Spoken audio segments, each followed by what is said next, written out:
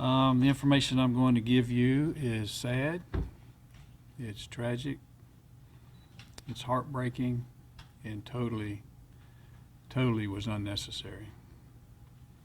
I want to clarify that this is still under investigation and some of the information is subject to change as we gather more information, but right now this is all that we know. Around 8 p.m. last night, we received a call in reference to a possible shooting as a residence on West 12th Avenue in Hilliard.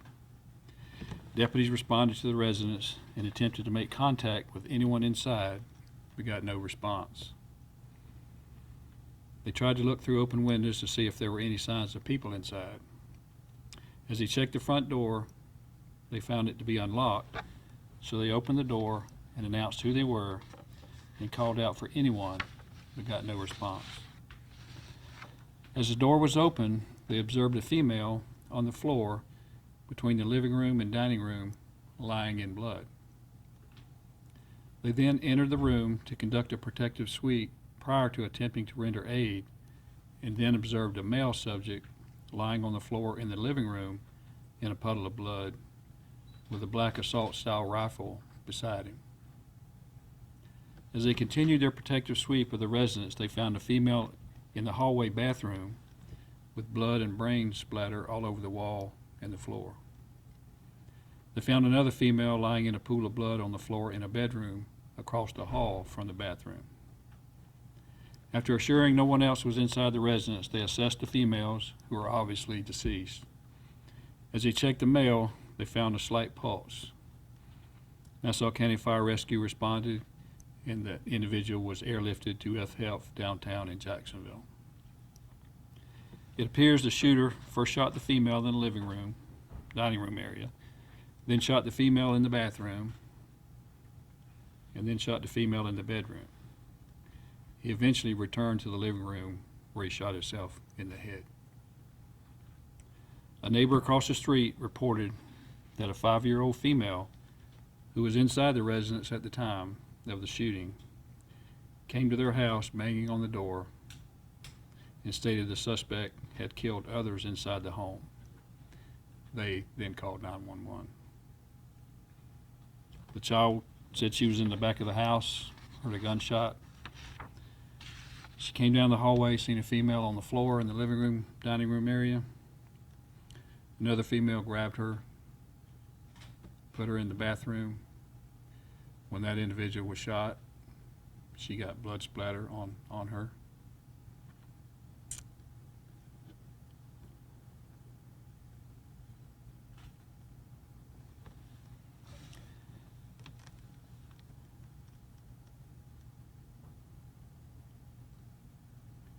This was some type of domestic incident. We have a theory of what happened, but we want to investigate a little bit further to determine exactly the cause. The shooter's name I'll identify. He's at UF Health. He's clinically deceased. They're waiting to harvest his organs. His name is Christopher Bobby Rowell, Rowell, age 34. And he was located in the living room with a gunshot wound to his head. He had an SKS style 7.62 caliber assault rifle beside him. The other individuals that were killed in the home, as well as a child, I'm not going to give their names out right yet. Those who were killed, we're still waiting to notify next of kin in other areas that live in other areas, so I'll make sure they notified first. But that's basically what we know right now. It's still under investigation, and we'll put more information out as we get it. So if there's any questions. Sheriff, the 5-year-old, does she have somebody to take care of her? How is she doing today? The 5-year-old was in shock, naturally. She's a very strong little girl, very brave, beautiful girl. She's with other relatives at this time, so she's safe, but she was traumatized. Sheriff, remember on July 4th that someone in the home pointed a gun at a child. Did y'all ever respond on July 4th for an incident like that? We responded to that incident. It could not be verified. So I think there was another incident. We went to that residence of COVID a year or two ago, but no other domestic issues at that house we have responded to. And everyone in the family is related? They're all related. I'm not going to say how, but they're all related somehow. So to be clear, was it 2 domestic violence calls to that house, or how many in total? There was no other domestic violence calls to that house. So the call you just, the reference you just made to her. That was not a domestic That was violence not call. domestic, No. but how many times have you all been to that house before? I think 2 previous, but one was a COVID issue and the other was something that couldn't be verified, but was not domestic. Okay. Can you share the ages of the 3 women who were killed? They were all adults. We'll get that out as soon as we can notify all their kin, then we'll get their names out. Did SWAT show up for this incident, Sheriff? No, No. Did the suspect have any history of mental illness that we're aware of? not that Criminal we're history? aware of any mental issues or anything like that. There were other weapons inside the home. He had several magazines fully loaded that was available for his use, but you know, if you look at a positive when something like this is tragic, the positive is the child was not injured. Thank God. And the shooter had the courage to shoot himself.